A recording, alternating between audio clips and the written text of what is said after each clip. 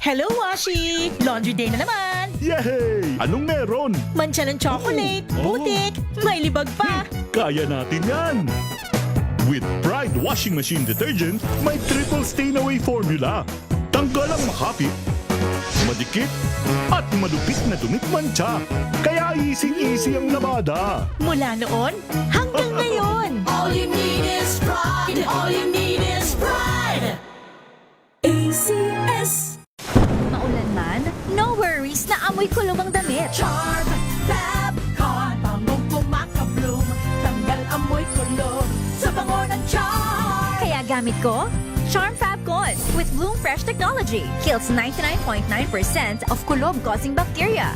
May aroma burst pa of thousands of flowers and berries. Ang sampay sa loob, no amoy kulob. Bangong kumakabloom sa charm. Charm Fab Con. ACS. Tinesting, sinuri, siniyasan. Ang resulta? Super effective ang Shield sa pagpatay ng bakterya at virus. Shield Antibacterial Soap. Believe ang mga eksperto sa Philippine Nurses Association. At si Mami, Tiwala ako sa Shield. Shield Antibacterial Soap. Napatunayang mabisa. Ang mga nurse, tiwala. ACS.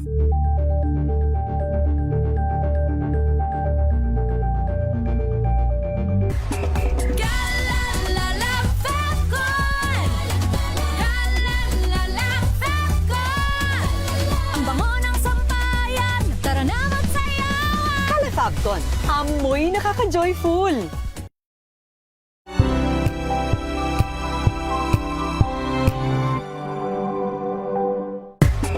Galalala Fabcon! Galalala Fabcon! Ang bango ng sampayan, tara na magsayawan! Calefabcon, amoy nakaka-joyful.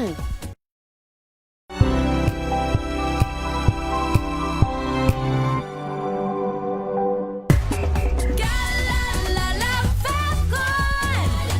Galalala Fabcon! Ang bango ng sampayan, tara na magsayawan! Calefabcon, amoy nakaka-joyful.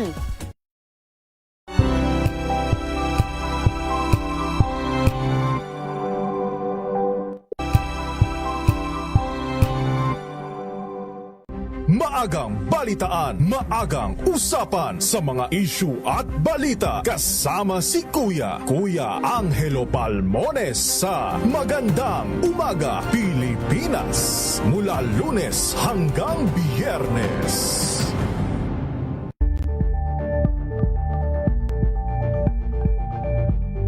Tumunog na ang gandingan para sa kalikasan. Ang nagkamit ng parangal bilang Best News Anchor ay walang iba kundi si Angelo Palmones ng Magandang Umaga Pilipinas, DZRH Radio 666 kHz.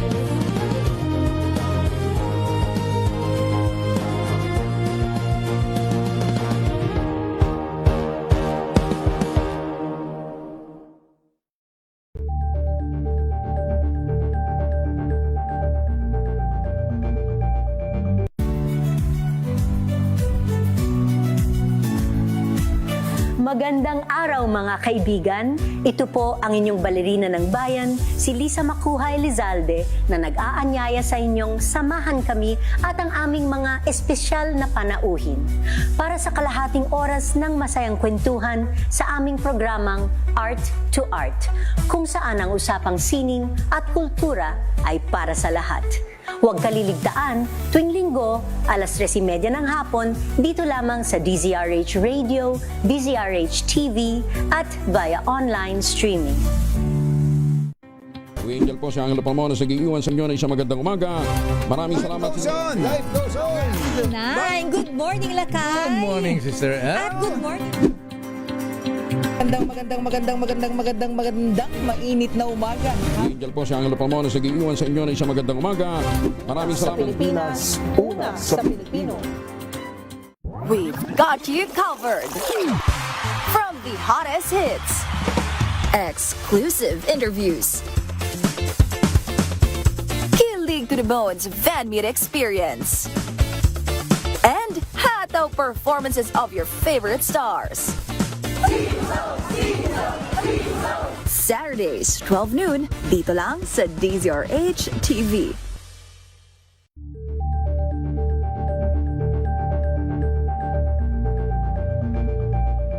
Curious ka ba sa maraming bagay?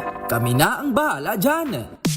Aalamin, tutuklasin at bibigyang linaw namin ang mga katanungang bumabagabag sa inyong isipan. Sa programa kung saan ang bawat sagot ay galing lamang sa mga eksperto. Ang Expert's Opinion, tuwing linggo alas 3 ng hapon, dito lang sa DZRH TV.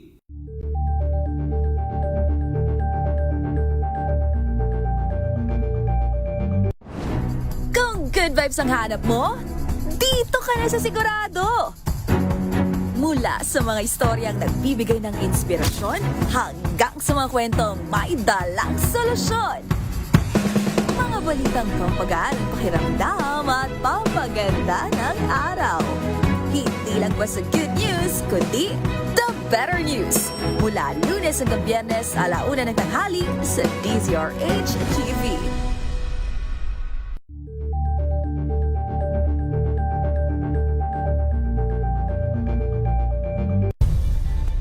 Nagsimula sa pangarap hanggang sa maabot ang tagumpay. Iba't ibang kwento, iba't ibang mukha ng atletang Pilipino. Mas pinatindi, mas pinalakas, at mas pinaaksyon sa Match Point tuwing Sabado, 12:30 ng tanghali sa DZRH TV. Better news. Una sa Pilipinas, una sa Pilipinas. NBS, Trending and Viral Show. Nakahandang sa ating balitan mga kaibigan sa Rapido Hataw Balita. Public Service Hour. Siyempre pa, una sa Pilipinas. Una Yan sa... ang kabuuan natin palatuntunan ng break time. Sabay niyo na po ang mga balita at talakayan sa Balansyado. Maraming salamat. Tuloy-tuloy ang pagtulong, tuloy-tuloy ang pagseserbisyo at tuloy-tuloy ang balitaan kasama si May Binauhan sa Operation Tulong mula Lunes hanggang Biyernes.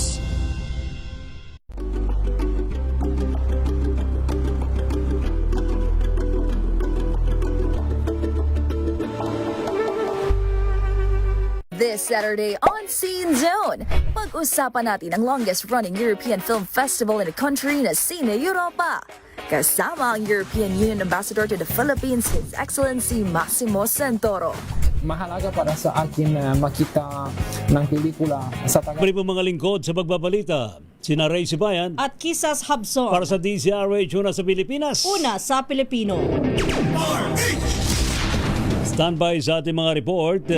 Ibinunyag po ng National Bureau of Investigation NBI na meron daw po silang impormasyon na sinuhulan di umano ni dating Congressman Mike Defensor ng tig 5 milyong piso ang 18 ex-Marines upang tumestigo sa flood control scandal. Ayon po kay NBI Director Attorney Melvin Matibag, ito po'y batay sa pahayag ng mga direktang relasyon sa isa sa mga dating sundalo. Anya naniniwala siyang credible ang informante dahil nakatira ito at ang isang ex-marine sa isang bahay. Dagdag pa ni Matibag, mayroon daw pong naibigay na paunang bayad na 700,000 pesos sa mga ito, subalit hindi pa sila fully paid. Samantala, dumako muna tayo sa Pasay. Abandonadong parcel na may lamang hinihinalang ecstasy tablets abay nasabat sa isang mail facility sa Pasay City. Ibalita mo yan, RH27 Noche Cacas. Kisses at Lakay Ray, nasabat ng NAIA Interagency Drug Interdiction Data Group ang isang abandonadong parcel na may lamang ecstasy tablets sa isang Central Mail Exchange sa Domestic Road sa lungsod ng Pasay. Ayon sa report, nakadeklarang Lego bricks ang naturang parsela na sinagawa ng PNP Aviation Security Group kasama ang NAIA IADITG. Galing umano ng naturang parcel sa Spain kung saan ang recipienta ay taga-lungsod ng Maynila. Abot sa higit 200 na perasong colored tablets ecstasy na nagkakahalaga ng 341,700 pesos. Selyado umano ang colored Lego bricks na nadiskubre pa rin sa cargo x-ray screening at K9 inspection ng PDEA. RS27, Luchikakas, DCRH, una sa Pilipinas, una sa Pilipino. Thank you. Salamat, Noche Kakas. Samantala, BJMP tumulong daw po sa paglilinis ng mga paaralan bilang bahagi ng patuloy na Brigada Eskwela. Report mula kay Edwin Duque. Edwin. Maambong gabi ito sa bahagi ng Nabanaba-Lacare. Pero inako na rin ng mga tauhan ng Malabon City Jail Dormitory ang pagsasayos mismo at paglilinis ng dalawang paaralan dito sa lungsod ng Malabon itong maghapon na. Ito bilang bahagi mano at ang pagpapatuloy ngayong araw ng Brigada Eskwela 2026. Kumpersa ng kita ng lumahok sa naturang aktibidad dito sa Catco Integrated School at ang Amang Rodriguez Elementary School. Ang mga kawani ng PGMP ay tumulong sa paglinis at pag-aayos ng mga classroom sa nasabing lugar. Ayon dito kay Chief Jail Warden Lucky Dionisio, ginawa mo nila upang napag-hata pa rin ang balik eskwela sa darating na Lunes ngayong January 2026. Ayon sa opisyal, masaya silang nakikilahok ng mga ganitong aktibidad dahil nakakatulong sila sa mga komunidad, lalo-lalo na sa mga paaralan na gamit ng mga mag-aaral. Ang BGMP niya nakanta pa rin niya i-deploy ang kanilang mga tawa kung sakaling sila ay kakailanganin. Ngayon na kay Ray ay nakakaranas ng pinapagdalo ng trapiko kapag galing nilang balitawag galing ko lalo na itong patungo ng Bakasan Highway at sa mga oras dito nakakaranas rin ng mga patapon sa bahagi ng Kapanaba partidipata dito sa Quezon City. Ariswan din rin ito kinagulat sa Arizona sa Pilipinas, una sa Pilipino. Samantala, walang kasyang damit kay Senador Jinggoy Estrada. Ito po ang iginit ng pulisya ng tanungin kung may special treatment o special consideration na ibinigay kay Senador Jinggoy nang arestuhin ito dahil sa umano'y plunder sa flood control projects. Ito'y dahil kapansin-pansing hindi nakasuot ang mambabatas ng detainee shirt sa kanyang mugshot na makikitang ipinatong lamang sa harapan nito. Ayon kay CIDG NCR Field Unit Chief Police Colonel John Giagi, ay nagmamadali silang iharap si Jinggoy sa Sandigan Bayan na inabot na ng gabi noong June 1. Sa naturang proseso, wala silang makitang t-shirt na kasya kay Estrada kahil na double XL na ang pinakamalaki nilang hawak. Hindi na namin pinasuot if there is a special consideration for the senator. But no, ipinato pa rin namin para makita na talagang he had undergone yung procedure. It just so happened, hindi talaga magkasya. Walang magkasya. And kailangan na namin dalhin. Inuutosan na kami, dalhin na namin. CIDG NCR Field Unit Chief Police Colonel John Giagi. Samantala, pinagpaliban naman sa June 30 na Sandigan Bayan 5th Division ang nakatagdasan ng pagbasa ng sakdal arraignment laban kay Senador Jinggoy Estrada at dating DPWH Secretary Manny Bunuan kaugnay ng kanilang kinakarap na kasong plunder. Hindi natuloy ang pagdinig alas 8:30 kaninang umaga dahil kailangan pang resolbahin ng korte ang motion to quash information o hiling na pagbasura sa kaso na inihain ng kampo ni Estrada. Hindi naman nakadalo si Bunuan matapos itong ilipat kagabi sa Medical City mula sa PNP General Hospital. Kinasuhan ng ombudsman ng graft at malversation ng mag-asawang Curly at Sara Diskaya kasama ang ilang DPWH executives dahil sa ghost flood control project sa Kalumpit, Bulacan. Nagugat ang demanda mula sa rehabilitation ng ilog sa Barangay Bulusan na ang kontrata ay nai-award sa St. Timothy Construction Corporation sa halagang 53.9 million pesos. Gayunman, natuklasan sa investigasyon na walang naipatupad na proyekto ng DPWH Bulacan 1st District Engineer Office sa nabanggit na pagkakataon.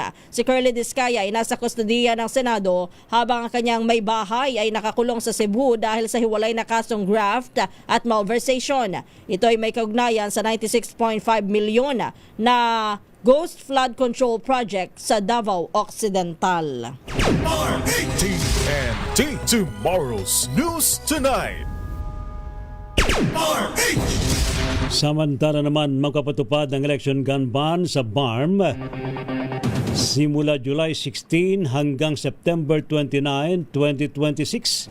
Kaugnay po nito hinimok ni COMELEC Chairperson George Garcia ang mga residente ng Bangsamoro Autonomous Region in Muslim Mindanao na sumunod sa election gun ban dahil sa mahigpit daw po itong ipatutupad para matiyak ang kaligtasan ng darating na eleksyon. Bunsod po nito ay suspendido naman ang lahat ng mga lisensya at permit ng baril bagamat maaari namang magbigay ng exemptions ang COMELEC sa mga taong nanganganib ang kanilang buhay dahil sa kanilang trabaho. Isang low pressure area ang binabantayan ngayon ng DOST Pag-asa sa labas ng Philippine Area of Responsibility at OPAR. Huli itong namataan sa layong 355 kilometro mula sa kanlurang bahagi ng Calayan, Cagayan. Sa ngayon ay mayroong high chance na mag-develop ito sa bilang isang bagyo sa loob ng 24 oras. Samantala, ay kung sakaling maging bagyo at pumasok sa loob ng PAR, ito po ay tatawagin sa pangalang Bagyong Esther. Kaya yung ating mga kababayan ay maghanda na po ng inyong mga payong. Ba't payong lang? O kapote. Kapote. Yan. Kasi dineklara na ng Pag-asa ang pagsisimula ng rainy season, tag-ulan. Ayon po sa Pag-asa, nakaranas po na pamisa-misan hanggang sa madalas sa pag-ulan sa nakalipas na 5 araw dahil po sa southwest monsoon o habagat. Dahil po dito ay dineklara nga ho ng Pag-asa ang pagsisimula ng tuwang-tuwa yung mga palaka niyan, pagsisimula ng tag-ulan sa mga kanlurang bahagi ng Luzon at Visayas. Yan man sinabi ng ahensya na maaari pa rin magkaroon ng mga panahong mahina o halos walang ulan na maaaring tumagal ng ilang araw o linggo. TNT Top News Trending Worldwide. Sa TNT Global News, ceasefire sa Lebanon nagbigay daw po ng pag-asa sa posibleng kasunduan ng US at Iran. Ibalita mo yan. Sino ba to? Si Wina Pearl Hesoro. Nagkasundo ang Israel at Lebanon na ipatupad ang panibagong tigil putukan o ceasefire matapos ang pag-uusap na pinangunahan ng Estados Unidos. Ayon sa administrasyon ni US President Donald Trump, maaaring maging daan ang kasunduang ito upang umusad ang mas malawak na usapang pangkapayapaan sa pagitan ng Amerika at Iran. Sinabi ni Lebanese President Joseph Aoun na magkakabisa ang ceasefire sa loob ng 24 oras kapag naaprubahan na ito ng lahat ng sangkot sa panig. Gayunman, wala pang pahayag ang grupong Hezbollah hinggil sa kasunduan. Para sa TNT Global News, ito si Wina Perlasoro ng DZRH. Una sa Pilipinas, una sa Pilipino. Thank you. Salamat, Miss Wina Pearl Hesoro. At ngayon sa ating showbiz, Heart Evangelista at John Prats, muli raw ho nagtambal para sa isang music video. Report mula kay Don Carlos. Don. Marami tuloy fans ang muling nakamiss sa 90s love team ni Heart Evangelista at John Prats nang magtambal sa isang music video. Sa ibinahaging post ni Heart, sinabi nito na same but different ang muli nilang pagkikita ng aktora. Lumabas ang dalawa sa isang new MV ni TJ Monterde na Teka Lang, kung saan may tagpo na nagkita sila after 23 years sa isang bus. Hindi naman mapigil ang kiligin ng mga batang 90s sa ipinakitang behind the scenes ni Heart na nagpasalamat din kay TJ dahil sa tiwala nito. At yan ang trending na balita para sa TNT Showbiz. Ito si Don Carlos ng DZRH. Una sa Pilipinas, una sa Pilipino. Thank you, Don Carlos. Salamat sa matumutok po sa ating balitaan sa Tomorrow's News Tonight. Ano po mga lingkod, sina Ray Sibayan at Kisses Habson. Para sa DZRH, una sa Pilipinas. Una sa Pilipino. Pilipinas ang oras, 2 minutes bago sumapit ang alas 10 ng gabi.